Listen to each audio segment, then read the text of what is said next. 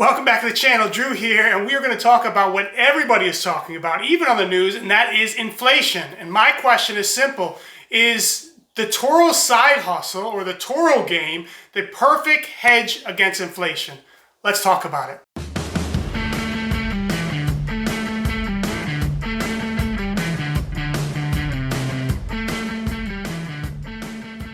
All right, I posted a video several months ago that I believe that every single Toro host should watch, and it's entitled 5 Better Reasons to Do the Toro Business Besides Cash Flow. A lot of people get into the Toro business because they want cash flow and supplemental income.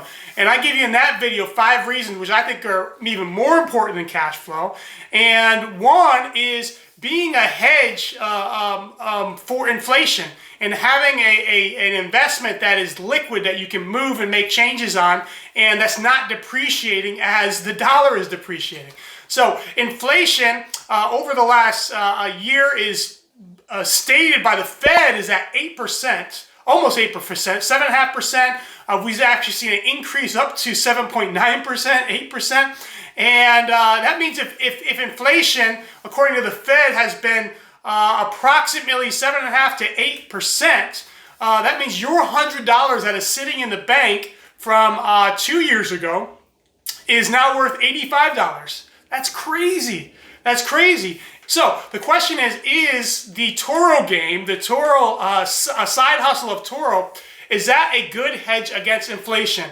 I believe it is. And if you've had a fleet of anything from 5 to 10 or 12 cars on Toro over the last 2 years, then you've seen your net worth increase substantially, just like mine has, because the vehicles that you've had, not only were they bringing in cash flow, they're bringing in monthly income, but they've also actually been appreciating, not depreciating.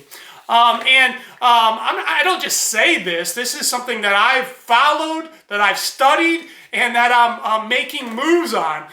This is the reason why I've purchased 7 new vehicles in the last 6 months. And a lot of it has been updating my fleet, selling vehicles that are older vehicles that have kind of been used already and still have excellent value because they've increased in value, and purchasing brand new vehicles for extremely low interest rates. If I can get a loan, the majority of those loans on those 7 vehicles are at like 1.9%, sometimes like up to 3%. If I can lock in a loan on a vehicle that I believe is not going to decrease in value, but actually increase in value, and inflation is 6, 7, 8%, not only is it free money, so to speak, but it's actually using somebody else's money to invest in an appreciating asset. Now, typically, historically, auto vehicles are not appreciating assets. They're depreciating assets. However, we have to keep in mind a couple different things. One is, for 18 months, millions of vehicles were not built. Millions. And even now that COVID has, the shutdowns and all that stuff is up and running, you have the production of all the manufacturers are not near what they were pre-COVID. How are they going to make enough vehicles to fill in the holes that have been made by COVID? And so you have the same amount of people out there that need vehicles. You have the same amount of people that after 5, 6, 7 years, all of a sudden they need to, or 10 years even, they have to replace a vehicle. And it's a need, not a want, for transportation for many people, a vehicle for many people. And the manufacturers do not have the ability to produce. They would have to produce at 110%, 120%, 130% of pre-COVID to fill in all the holes that were produced by COVID and the shutdowns. And so that's why I've been preaching for months now that the costs of automobiles are not going to go down in price. A lot of people thought, well, as soon as they start making vehicles again, they'll go right back to what they were before. It ain't happening. And you're seeing it now. I'm seeing it now. I've known it for many, many months now. And that's why I've been investing in new vehicles, because new vehicles, although have been up about 15%, used vehicles have been up 40 to 50% in some cases, in some models. And so I've looked at new vehicles as being a better purchase than even pre-owned vehicles. So now, a testament of this is I did a video 8 months ago on the Ford Maverick, and I said it's entitled the $20,000 vehicle you need to purchase now. And a lot of you were wishing that you saw that video at the time. But a testament of this is a Ford Maverick, which, I put in 2 orders. I wish I did more. I wish I put 4 orders in, right? I put in 2 more orders 8 months ago, as soon as the vehicle was released. Now they're being sold at, $10,000 over MSRP. And in some cases, I've heard of stories where other dealerships are purchasing a vehicle $10,000 over MSRP, bringing it to the West Coast where they can sell it for $15,000 over MSRP. Now, that's kind of a unique scenario because obviously, a hybrid truck that gets 42 miles per gallon is very in demand when you have gas prices as high as they are. But the bottom line is that all vehicles, or not all vehicles, but many vehicles are going to be appreciated over the next few years. And I believe it is a perfect hedge against inflation. And not only that, it's a hedge against inflation in that, those vehicles are actually bringing in cash flow. They're bringing in money while they're appreciating. I'm not the only one that believes this, because CarMax has made a major change in their policy, and they're offering, instead of a 7-day return policy, they're offering a 30-day return policy. Now, historically, that would have been a foolish thing because, once again, you have another owner, you take possession of the vehicle, and the vehicle depreciates. But what CarMax is finding is that the vehicles that people are returning 30 days later are now worth more than they were when they sold the vehicle. So, does that mean we can just go out and buy any new vehicles that we can find at MSRP and they're going to go up in value? Absolutely not. So let me give you a few different tips where if you're going to purchase vehicles, the things that you have to keep in mind when adding even new vehicles to your fleet. For me, I've become less concerned with, how much this vehicle is going to rent, where's the max amount this thing's going to rent, and more concerned with how is this vehicle going to hold its value over the next 2 to 3 years. And so let me give you 3 tips on purchasing new vehicles or any vehicles at this time. And the first rule is that you must be ahead of the general public. That's why I've been a big proponent of reservations when there's hot new vehicles that are coming out, getting a reservation in early, because you need to be ahead of the general public to have a vehicle that's going to appreciate, not depreciate. Some of the vehicles that I've been pushing, reservations on the Maverick, reservations on the Bronco, reservations. If you haven't watched my video on the electric trucks coming, you should watch that. Reservations on which electric trucks that are coming. You have to be ahead of the general public, the general population, people who are not in tune to the auto industry, because a lot of people, don't start looking for vehicles until they need a vehicle. And also a lot of people don't have an interest in a vehicle until they start seeing advertisements or the vehicles on the road, and they will say, wow, what is that? I like that. So you have to be ahead of the general public if you're going to have vehicles that are going to go up in value and not down in value. Number 2 is you must buy under market price now. You can't be buying vehicles substantially over MSRP or vehicles that are overpriced right now. You have to buy vehicles that are underpriced the market value right now. And if you can buy a vehicle that is underpriced on the market value, and then you add in the next point, which is you must buy vehicles that demand will increase, not decrease.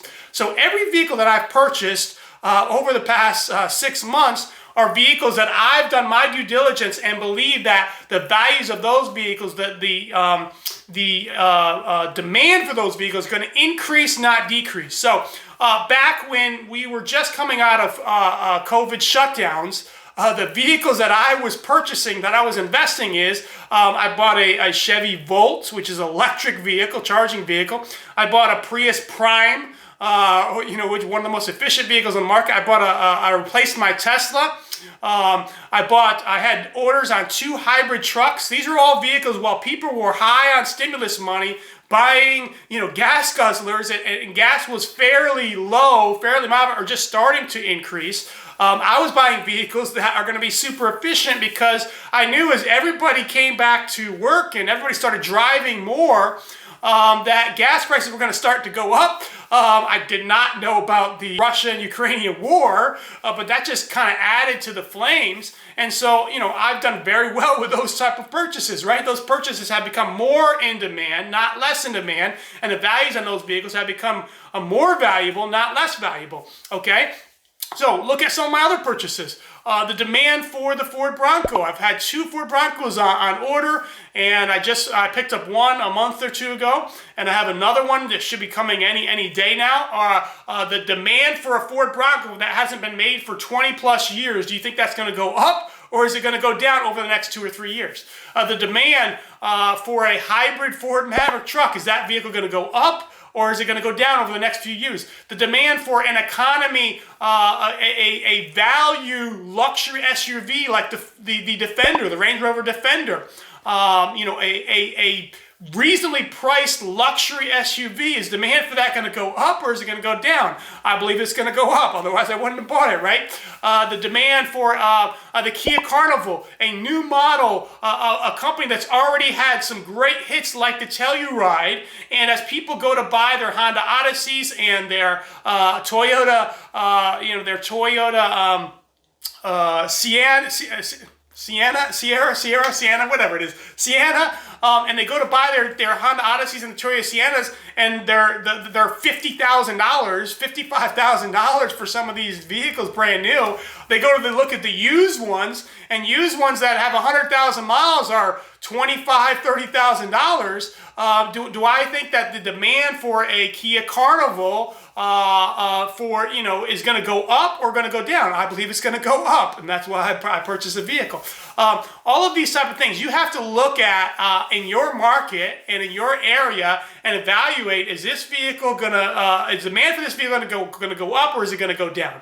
And if you conclude it's going to go up, and you can buy the vehicle and you find the vehicle now for under market value, then this is going to work, because until the Fed can get a hold of inflation and reel in inflation, which is going to be a challenge, because this last inflation run of 7.5%, 8%, maybe could be off the record 10% or more.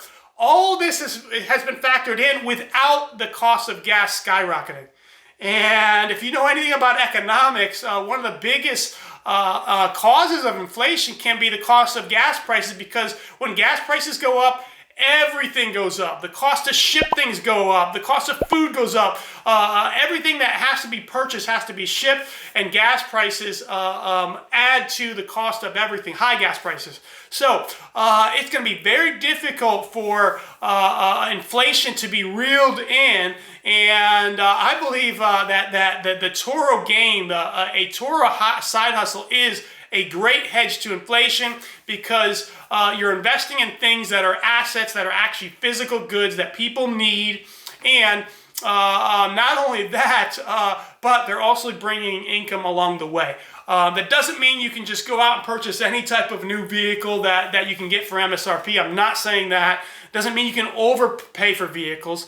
You have to follow those 3 things that I talked about if you're going to purchasing for a fleet. In fact, it's getting more and more difficult for new hosts to get into the game, because it's becoming more and more difficult to find deals on cars. But take your time. Find a couple vehicles that you are interested in, that you've done your due diligence, and instead of so much a market value on how much that car is going to rent, do some research on: is this vehicle going to be in more demand or less demand over the next year, 2 or 3 years? And if you can find vehicles like that, inflation is not going to affect the vehicles that you purchase, and if anything, they could go up a little bit in value. And so that's my info for the day. If you think I'm off on this, if I'm way off, if I've made some mistakes, what other things are better hedge for inflation as far as that goes, put it in the comments. And until next time, I'm out. Thanks, guys.